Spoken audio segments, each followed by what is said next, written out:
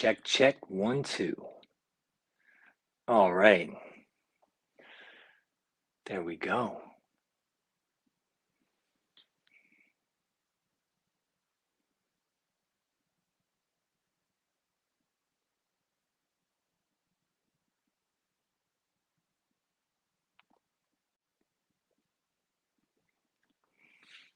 Hey, yo, what's going on Instagram? How y'all doing?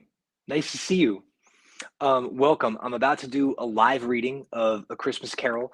I'm going to be doing this for the next 4 nights. So tonight we're going to read chapter 1, Marley's Ghost. Tomorrow we're going to read the first of 3 spirits, and then the day after that, the second of 3 spirits.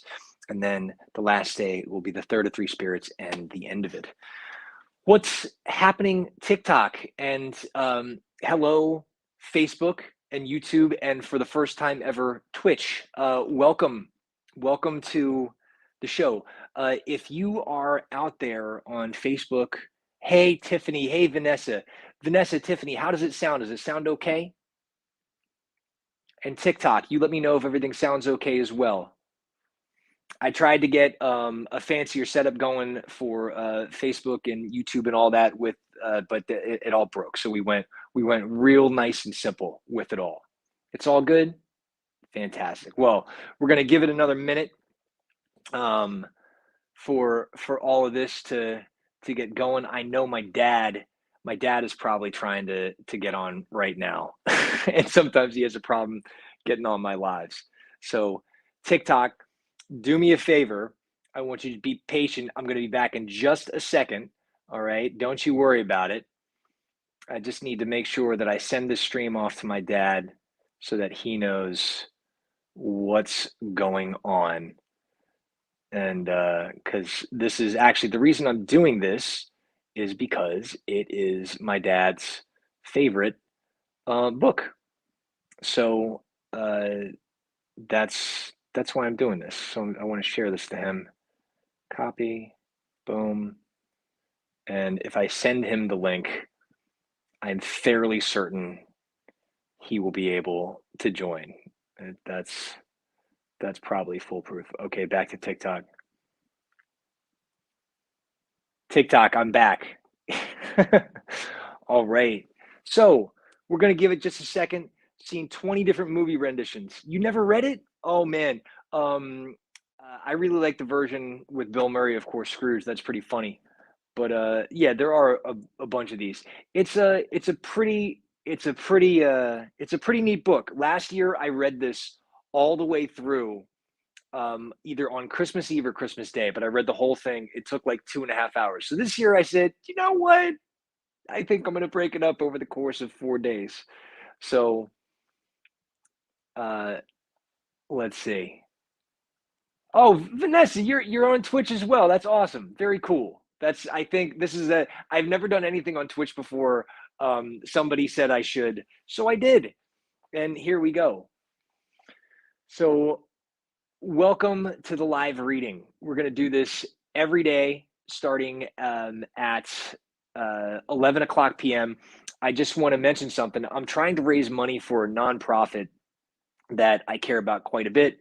And the nonprofit is called Hope for Justice. They are and have been fighting against modern slavery. They do a lot of education. They educate police departments. They liberate people, empower them, help them get back into society. They do a lot of really, really cool things. So I just want to put that banner up in case people are into it, and then I don't have to talk about it again. So give me a second here, and I'm going to do that. And that's going to be you're going to see that banner on everything but TikTok and Instagram, but it's paypal.me/hope for justice. And yeah, it would be nice. I started a fundraiser a couple weeks ago. I did a concert for them, and I've raised about 100 to 500. So I'm trying to get to 500 before Christmas. Anything you could spare would be cool. And even if you could just share the stream with people, that would be awesome. That would be a very cool thing. So let's see. There it is. All right. So there you go. So if y'all could just do me a quick favor and share this around so that we get some more folks hopped on the live, that would mean a lot to me. And I'm so happy. And TikTok, as always, y'all are coming through like gangbusters. It's really really nice to have that support all the time. So let's get this going. What do you think? Should we get ready? A Christmas Carol by Charles Dickens. I hope you enjoy it. I'm going to try to read it at a more or less normal pace. And like always, when my dad gives me a book, look at this. He wrote this beautiful inscription here, and I'm sure I'll try to read my dad's handwriting. It's very difficult. But the foreword to this book today is going to be by my father, and I'm gonna do. Hey, what's up, Aiden? So nice to see you. I will try to read my father's handwriting, but that's always a very difficult thing for me. So Pop, I'm not trying to call you out right now, but you've had a couple of lifetimes to get this correct. Let's see how I do. He gave this to me in 2013. Dear Guy, I'm sure you know how much this classic means to me. I read it every Christmas and have read selections from it aloud every Christmas Eve for many years. This story, along with the Gospels, contain the most compelling message about how we should live our lives that I believe ever have been written. Scrooge is a fallen man until he is redeemed, and then he becomes our model. I hope you enjoy it and are as in something by it, as inspired by it as I have been. Love, Dad. So there we go. Vanessa, I don't know if he's here, but he's. I hope so. If not, I'm sure he'll catch one of the nights. And of course, my neighbors started playing their '80s music right now, so I hope that doesn't distract you too badly. There we go.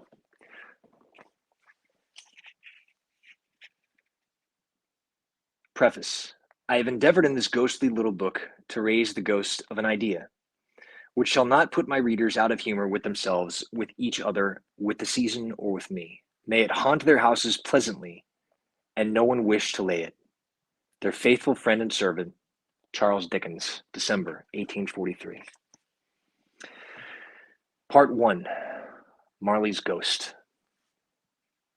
Marley was dead. To begin with, there is no doubt whatever about that. The register of his burial was signed by the clergyman, the clerk, the undertaker, and the chief mourner. Scrooge signed it, and Scrooge's name was good upon change for anything he chose to put his hand to. Old Marley was as dead as a doornail.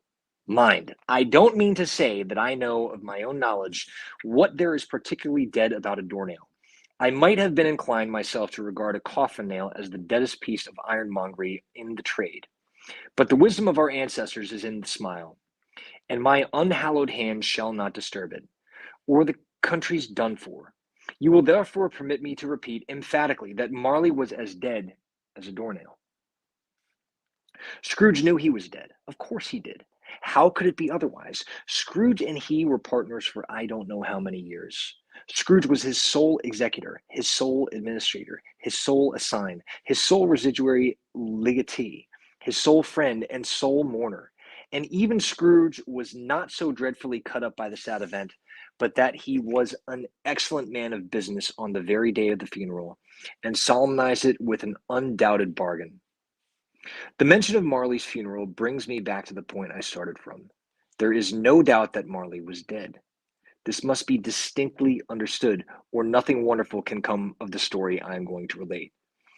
If we were not perfectly convinced that Hamlet's father died before the play began, there would be nothing more remarkable in his talking to a stroll at night in an easterly wind upon his own ramparts than there would be in any other middle-aged gentleman rashly turning out after dark in a breezy spot.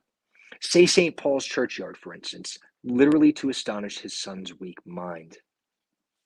Scrooge never painted out old Marley's name. There it stood years afterwards above the warehouse door, Scrooge and Marley. The firm was known as Scrooge and Marley. Sometimes people new to the business called Scrooge Scrooge, and sometimes Marley, but he answered to both names. It was all the same to him. Oh, but he was a tight-fisted hand in the grindstone. Scrooge, a squeezing, wrenching, grasping, scraping, clutching, covetous old sinner, hard and sharp as flint, from which no steel had ever struck out generous fire, secret and self-contained, and solitary as an oyster.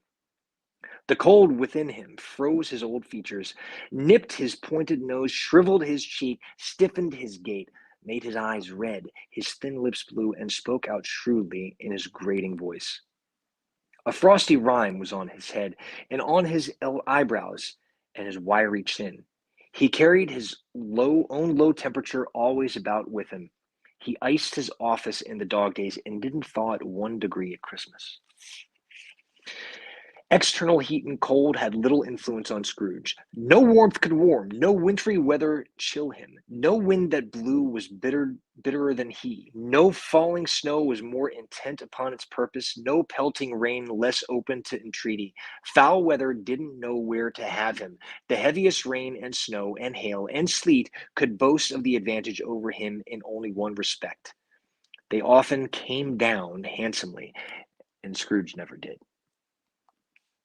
Nobody ever stopped him in the street to say, with gladsome looks, "My dear Scrooge, how are you? When will you come to see me?" No beggars implored him to bestow a trifle. No children asked him what it was o'clock. No man or woman ever once in all his life inquired the way to such and such a place of Scrooge.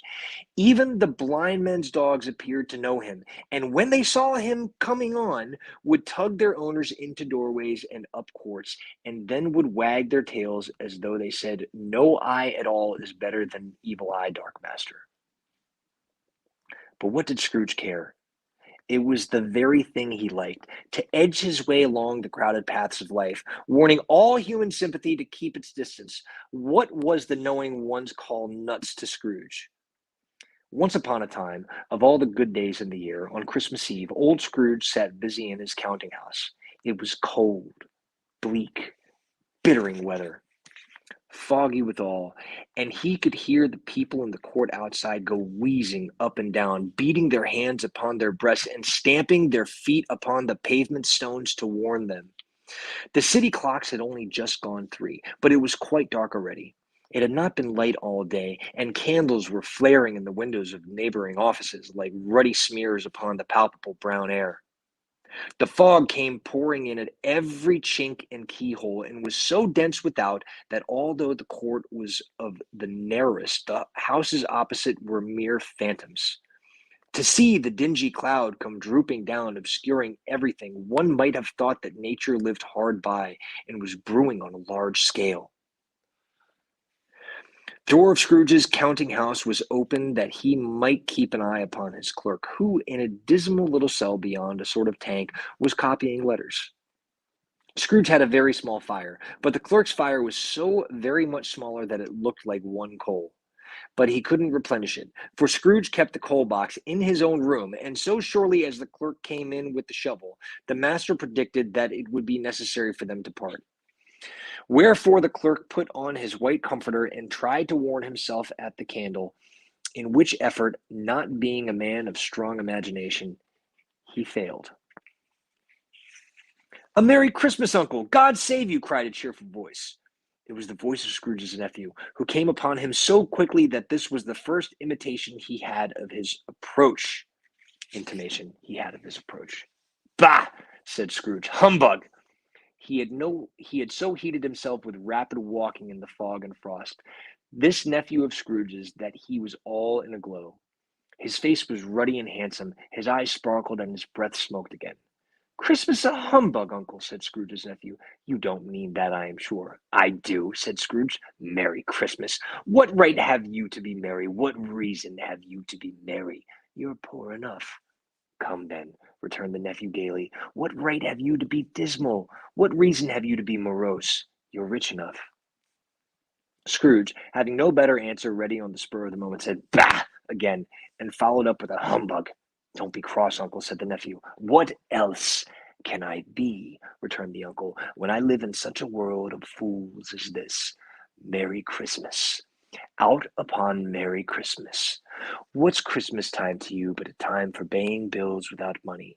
A time for finding yourself a year older but not an hour richer? A time for balancing your books and having every item in and through around a dozen of months presented dead against you? If I could work my will, said Scrooge indignantly, every idiot who goes about with Merry Christmas on his lips should be boiled with his own pudding and buried with a stake of holly through his heart. He should. Uncle, pleaded the nephew. Nephew, returned the uncle sternly, keep Christmas in your own way, and let me keep it in mine. Keep it, repeated Scrooge's nephew. But you don't keep it. Let me leave it alone, then, said Scrooge. Much good may it do you. Much good has it ever done you. There are many things from which I might derive good, by which I have not profited, I dare say, returned the nephew. Christmas among the rest.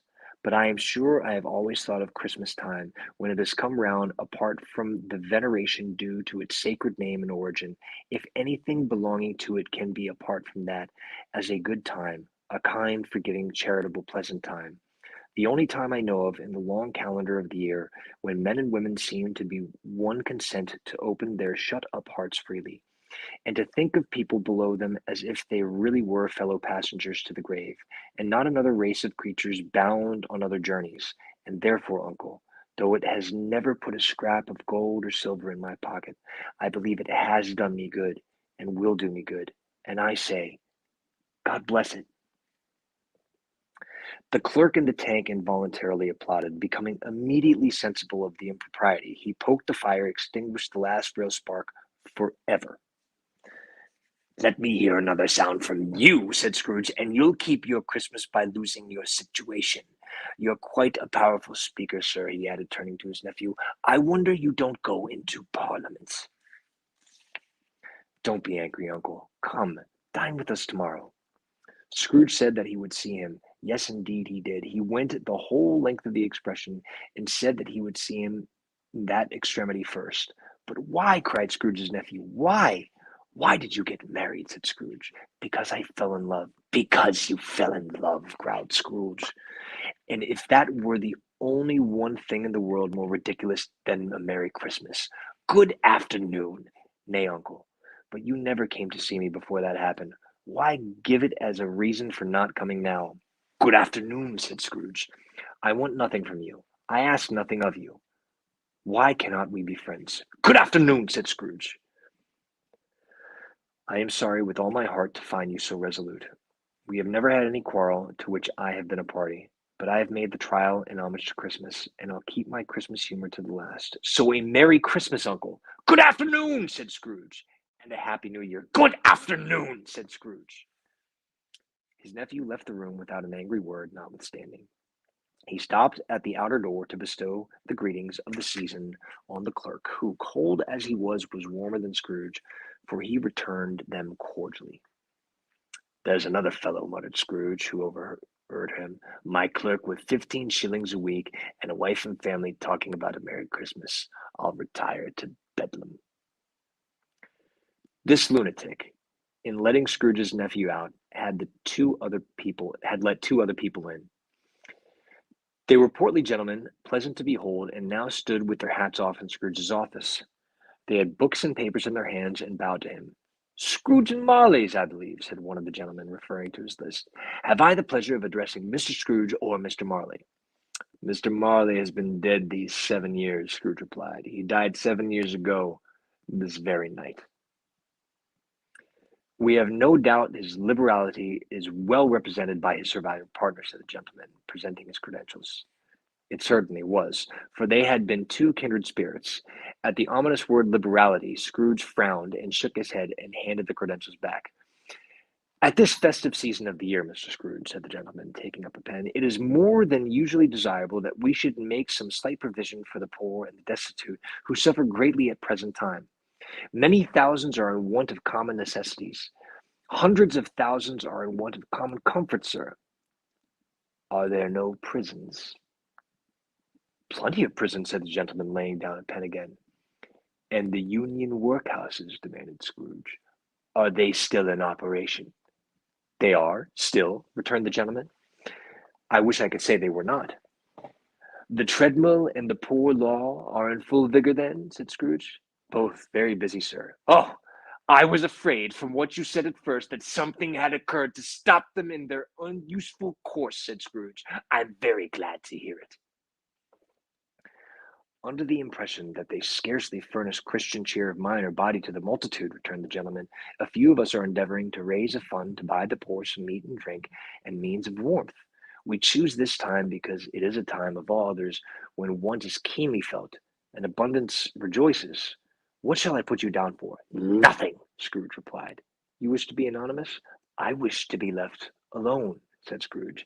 Since you ask me what I wish, gentlemen, that is my answer. I don't make merry myself at Christmas, and I can't afford to make idle people merry. I hope to support the establishments I have mentioned. They cost enough, and those who are badly off must go there. Many can't go there, and many would rather die. If they would rather die, said Scrooge, they had better do it, and decrease the surplus population.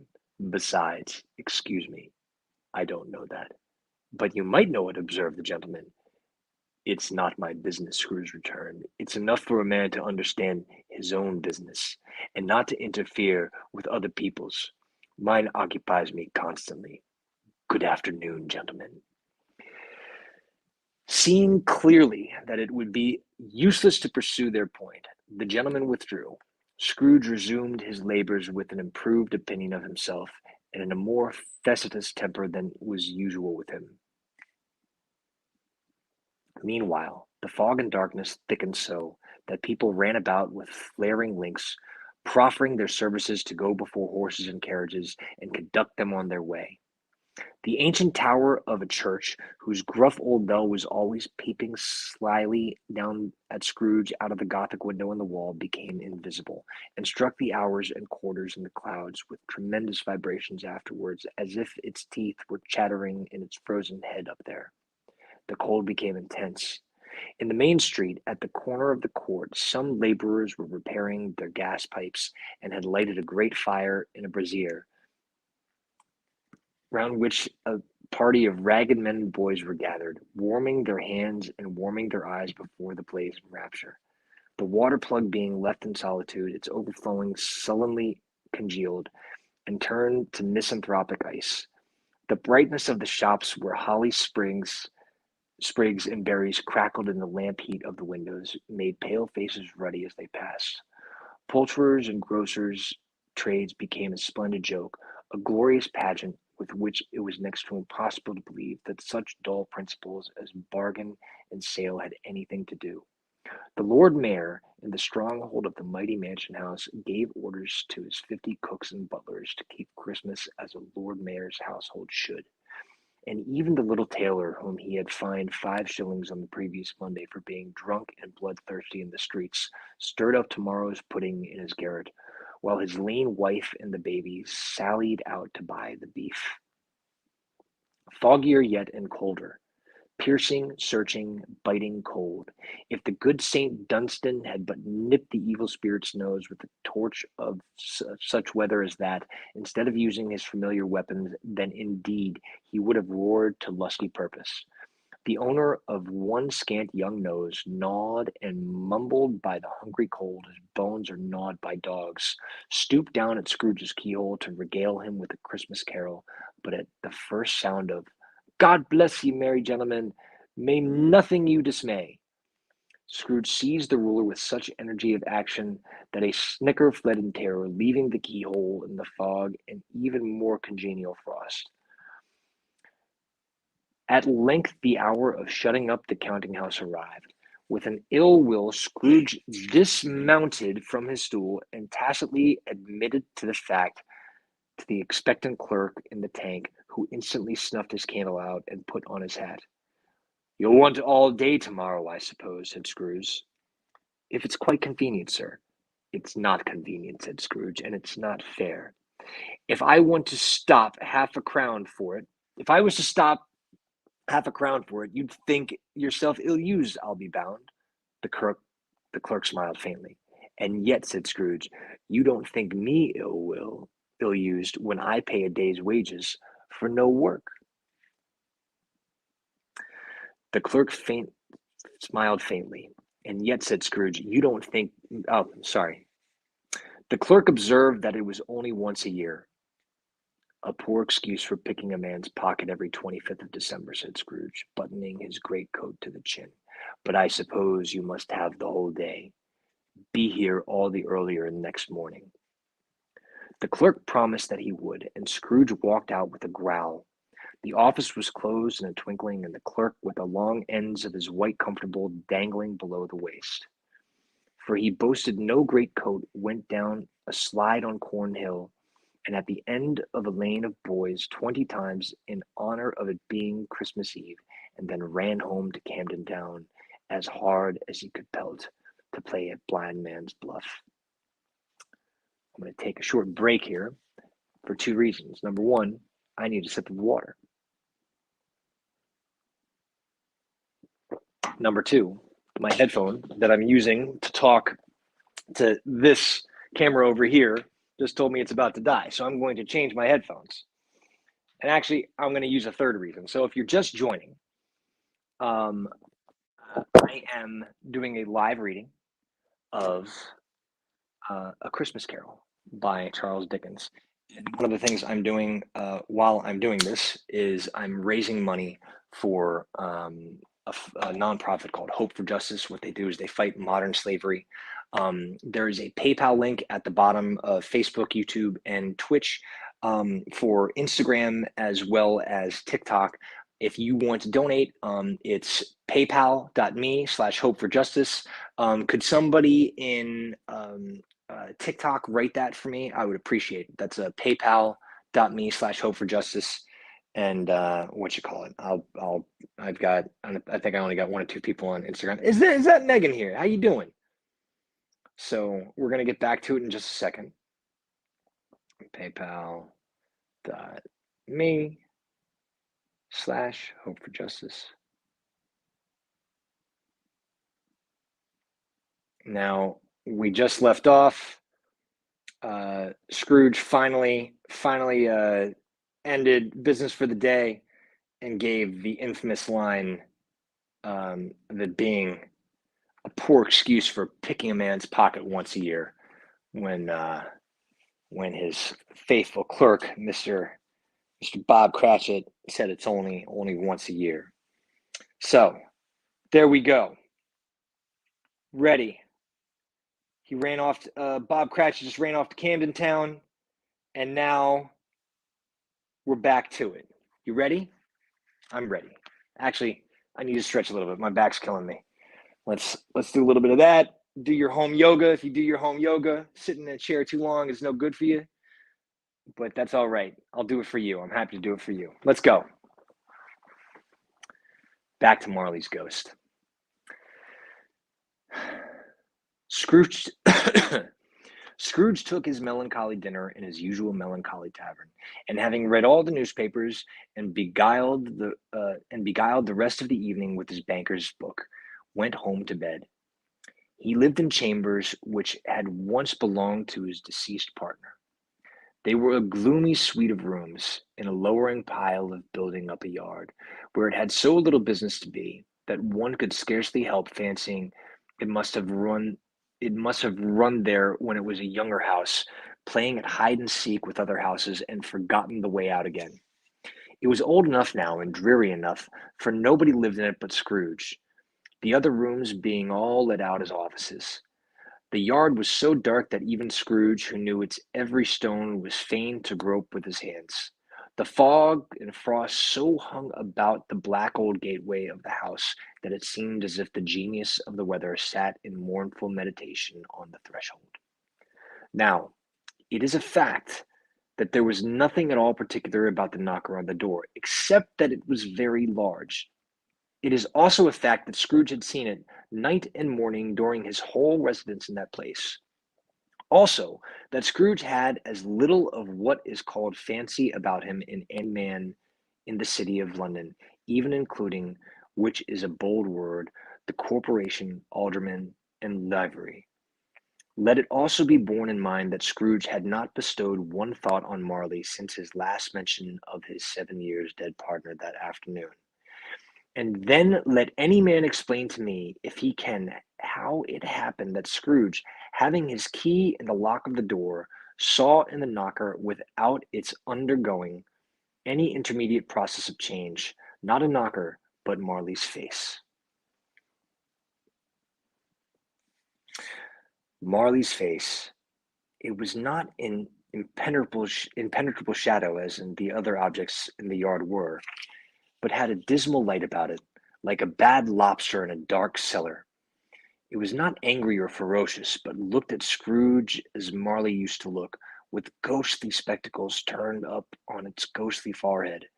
The hair was curiously stirred as if by breath or hot air, and though the eyes were wide open, they were perfectly motionless.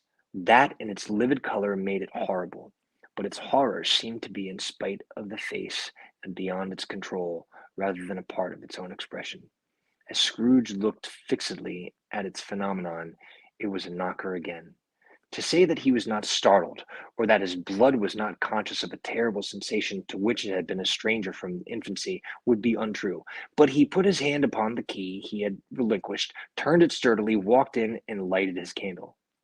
He did pause with a moment's irresolution before he shut the door, and he did look cautiously behind it first, as if he half expected to be terrified with the sight of Marley's pigtails sticking out into the hall. But there was nothing on the back of the door except the screws and nuts that had held the knocker on, so he said, "Poof, poof," and closed it with a bang. The sound resounded through the house like thunder. Every room above, and every cask in the wine merchant cellars below, appeared to have a separate peal of echoes of its own. Scrooge was not a man to be frightened by echoes. He fastened the door and walked across the hall and up the stairs slowly too, trimming his candle as he went. You may talk vaguely about driving a coach and six up a good old flight of stairs or through a bad young act of parliament, but I mean to say you might have got a hearse up that staircase and taken it broadwise, with the splinter bar towards the wall and the door towards the, the balustrades, and done it easy. There was plenty of width for that, and room to spare, which is perhaps the reason why Scrooge thought he saw a locomotive hearse going on before him in the gloom.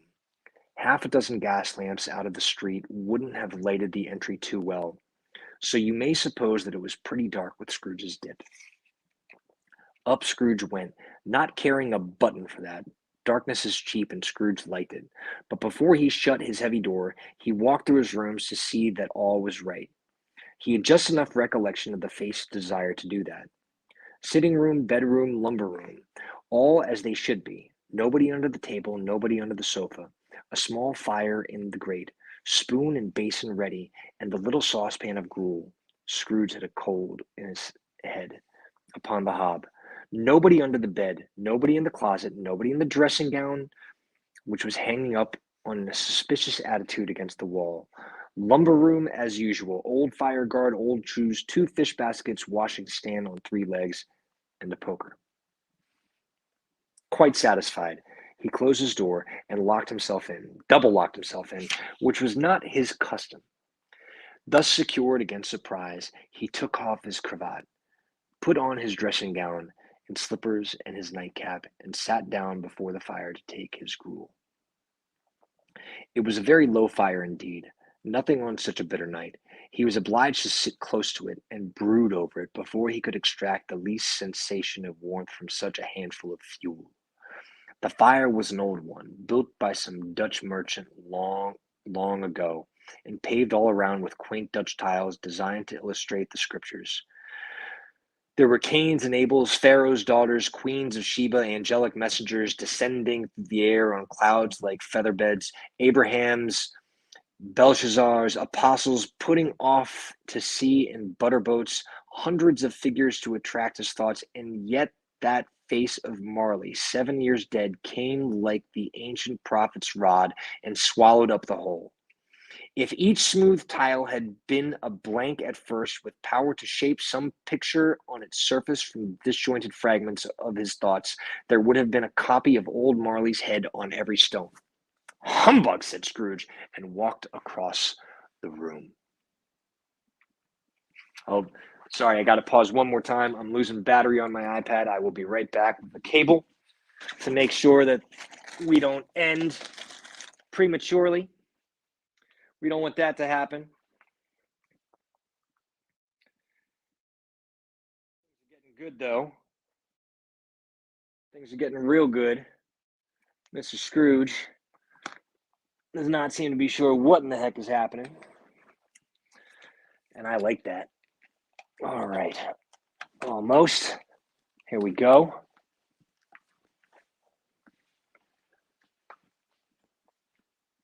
All right. I don't want to lose you, Facebook, YouTube, Twitch. All right. Let's get back to it.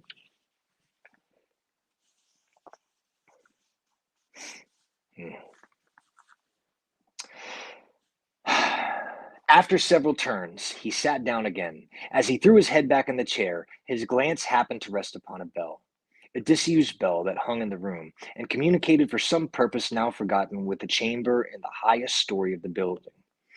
It was with great astonishment and with a strange, inexplicable dread that as he looked, he saw this bell begin to swing. It swung so softly in the outset that it scarcely made a sound, but soon it rang out loudly, and so did every bell in the house. This might have lasted half a minute or a minute, but it seemed an hour. The bells ceased as they had begun, together. They were succeeded by a clanking noise, deep down below, as if some person were dragging a heavy chain over the casks in the wine merchant's cellar. Scrooge then remembered to have heard that ghosts in haunted houses were described as dragging chains. The cellar door flew open with a booming sound, and then he heard the noise much louder, on the floors below, then coming up the stairs, then coming straight towards his door. "It's humbug still," said Scrooge. "I won't believe it." His color changed, though, when, without a pause, it came on through the heavy door, and passed into the room before his eyes. Upon its coming in, the dying flame leaped up, as though it cried, "I know him, Marley's ghost," and fell again. The same face, the very same, Marley in his pigtail usual waistcoat, tights, and boots, the tassels on the latter bristling like his pigtail, and his coat skirts, and the hair upon his head. The chain he drew was clasped about his middle. It was long and wound about him like a tail, and it was made, for Scrooge observed it closely, of cash boxes, keys, padlocks, ledgers, deeds, and heavy purses wrought in steel. His body was transparent, so that Scrooge, observing him and looking through his waistcoat, could see the two buttons on his coat behind.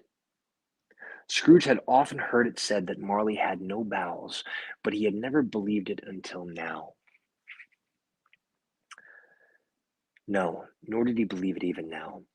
Though he looked the phantom through and through, and saw it standing before him, though he felt its chilling influence of the dead cold eyes, and marked the very texture of the folded kerchief bound about its head and chin, which wrapper he had not observed before, he was still incredulous, and fought against his senses. "How now?" said Scrooge, caustic and cold as ever. "What do you want with me?" "Much," Marley's voice, no doubt about it. "Who are you?" asked me. "Who I was." "Who were you then?" said Scrooge, raising his voice. "You're particular for a shade." He was going to say "to a shade," but substituted this as much more appropriate. "In life, I was your partner, Jacob Marley." Can you sit down?" asked Scrooge, looking doubtfully at him. "I can." "Do it then." Scrooge asked the question because he didn't know where a ghost so transparent might find himself in a condition to take a chair, and felt that in the event of its being impossible, it might involve the necessity of an embarrassing explanation. But the ghost sat down on the opposite side of the fireplace, as if he were quite used to it. "You don't believe in me," observed the ghost. I don't, said Scrooge. What evidence would you have of my reality beyond that of your senses? I don't know, said Scrooge. Why do you doubt your senses? Because, said Scrooge, a little thing affects them. A slight disorder of the stomach makes them cheats. You may be an undigested bit of beef, a blot of mustard, a crumb of cheese, a fragment of an underdone potato. There's more of gravy than of grave about you, whatever you are. Scrooge was not much in the habit of cracking jokes, nor did he feel in his heart by any means waggish then. The truth is that he tried to be smart as a means of distracting his own attention and keeping down his terror, for the spectre's voice disturbed the very marrow of his bones. To sit staring at those fixed glazed eyes in silence for a moment would play, Scrooge felt, the very deuce with him. There was something very awful, too, in the spectre's being provided with an infernal atmosphere of its own. Scrooge could not feel it himself, but this was clearly the case, for though the ghost sat perfectly motionless, its hair and skirts and tassels were still agitated as by the hot vapor from an oven. You see this toothpick, said Scrooge, returning quickly to the charge, for the reason just assigned, and wishing, though it were only for a second, to divert the vision's stony gaze from him. I do, replied the ghost. You are not looking at it, said Scrooge. But I see it, said the ghost, notwithstanding. Well, returned Scrooge, I have but to swallow this, and to be for the rest of my days persecuted by a legion of goblins, all of my own creation. Humbug, I tell you, humbug. At this the spirit raised a frightful cry, and shook its chain with a dismal and appalling noise that Scrooge held on tight to its chair to save himself from falling in a swoon. But how much greater was his horror when the phantom, taking off the bandage round his head as if it were too warm to wear indoors, its lower jaw dropped down upon its breast. Scrooge fell upon his knees and clasped his hands before his face. Mercy, he said, dreadful apparition, why do you trouble me? Man of the worldly mind, replied the ghost, do you believe in me or not? I do, said Scrooge, I must. But why do spirits walk the earth, and why do they come to me? It is required of every man, the ghost returned, that the spirit within him should walk abroad among his fellow men, and travel far and wide. As if that spirit goes not forth in life, it is condemned to do so after death. It is doomed to wander through the world. Oh, woe is me! And witness that it cannot share, but might have shared on earth, and turn to happiness. Again, the spectre raised a cry, and shook its chain, and wrung its shadowy hands. You are fettered, said Scrooge, trembling. Tell me why. I wear the chain I forged in life, replied the ghost. I made it link by link, and yard by yard. I girded it on of my own free will, and of my own free will I wore it. Is its pattern strange to you? Scrooge trembled more and more. Or would you know, pursued the ghost, the weight and length of the strong coil you bear yourself? It was full as heavy and as long as this 7 Christmas Eves ago. You have labored on it since. It is a ponderous chain. Scrooge glanced about him on the floor, in the expectation of finding himself surrounded by some 50 or 60 fathoms of iron cable, but he could see nothing. Jacob, he said imploringly. Jacob, oh Jacob Marley, tell me more. Speak comfort to me, Jacob. I have none to give, the ghost replied. It comes from other regions, Ebenezer Scrooge, and it is conveyed by other ministers to other kinds of men. Nor can I tell you what I would. A very little more is all permitted to me. I cannot rest, I cannot stay, I cannot linger anywhere. My spirit never walked beyond our counting house. Mark me, in life my spirit never roved beyond the narrow limits of our money-changing hole, and weary journals lie before me. And weary journeys lie before me. It was a habit with Scrooge, whenever he became thoughtful, to put his hands in his breeches pockets. Pondering on what the ghost had said, he did so now, but without lifting up his eyes or getting off his knees. "You must have been very slow about it, Jacob," Scrooge observed, in a businesslike manner, though with humility and deference. "Slow?" the ghost repeated. "7 years dead," mused Scrooge, "and travelling all the time." "The whole time," said the ghost. "No rest, no peace. Incessant torture of remorse." "You travel fast?" said Scrooge. "On the wings of the wind," replied the ghost. "You might have got over a great quantity of ground in 7 years," said Scrooge. The ghost, on hearing this, set up another cry, and clanked its chain so hideously in the dead silence of the night that the ward would have been justified in indicting it for a nuisance. "But you were always a good man of business, Jacob," faltered Scrooge, who now began to apply this to himself.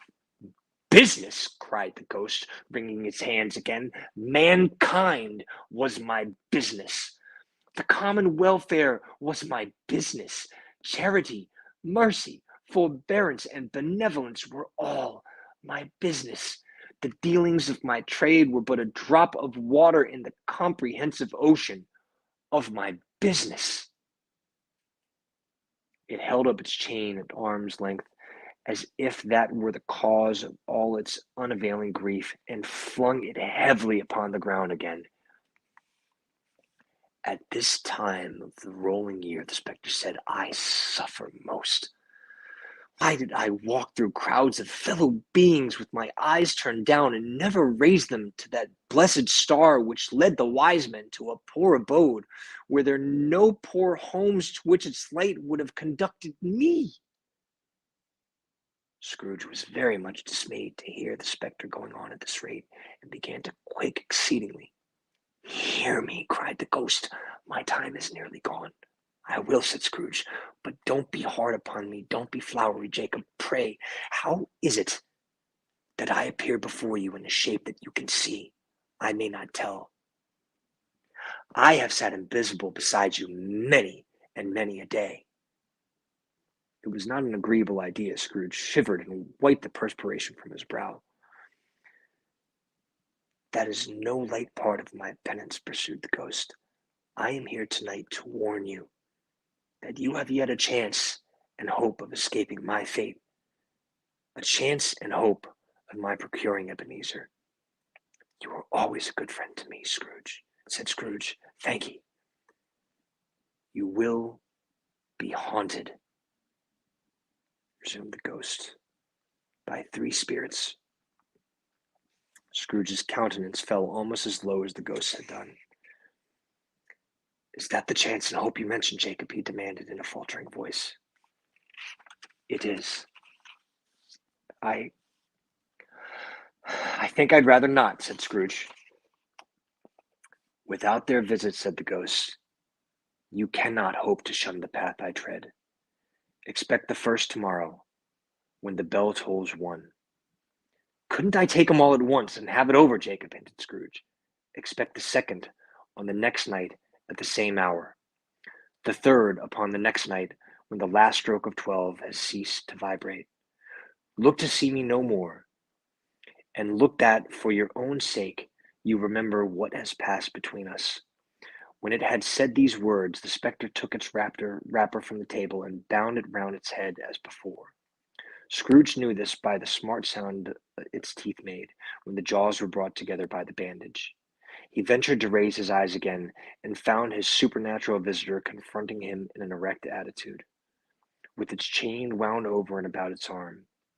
The apparition walked backwards from him, and at every step it took, the window raised itself a little, so that when the spectre reached it, it was wide open. It beckoned Scrooge to approach, which he did. When they were within 2 paces of each other, Marley's ghost held up its hand, warning him to come no nearer. Scrooge stopped, not so much in obedience as in surprise and fear, for on the raising of the hand he became sensible of confused noises in the air, incoherent sounds of lamentation and regret, wailings inexpressibly sorrowful and self-accusatory. The spectre, after listening for a moment, joined in the mournful dirge, and floated out upon the bleak dark night. Scrooge followed to the window. Desperate in his curiosity, he looked out. The air was filled with phantoms, wandering hither and thither in restless haste, and moaning as they went. Every one of them wore chains like Marley's ghost. Some few, they might be guilty governments, were linked together. None were free. Many had been personally known to Scrooge in their lives. He had been quite familiar with one old ghost in a white waistcoat with a monstrous iron safe attached to its ankle, who cried piteously at being unable to assist a wretched woman with an infant, whom it saw below upon a doorstep. The misery with them all was clearly that they sought to interfere for good in human matters, and had lost the power forever. Whether these creatures faded into mist, or mist enshrouded them, he could not tell, but they and their spirit voices faded together, and the night became as it had been when he walked home. Scrooge closed the window and examined the door by which the ghost had entered. It was double locked, and he had locked it with his own hands, and the bolts were undisturbed. He tried to say humbug, but stopped at the first syllable, and being from the emotion he had undergone, or the fatigues of the day, or his glimpse of the invisible world, or the dull conversation of the ghost, or of the lateness of the hour, much in need of repose, went straight to bed without undressing, and fell asleep upon the instant.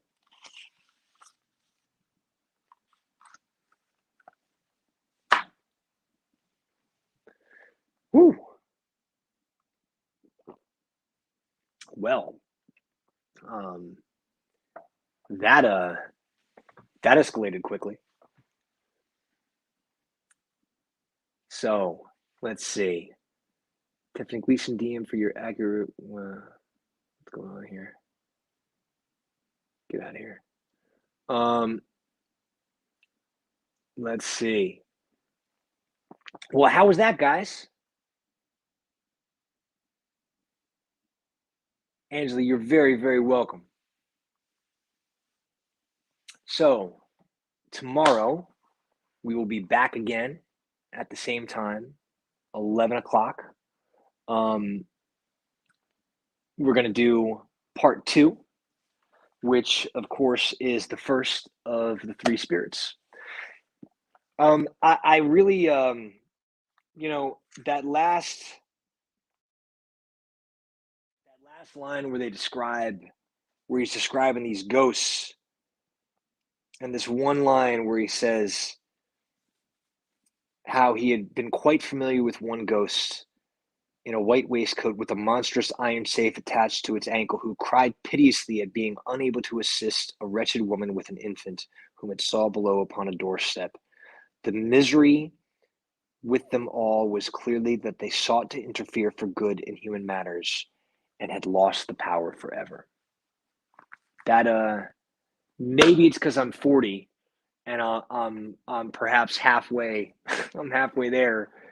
Um, but that's something I guess we lose sight of at times. The power we have when we have it.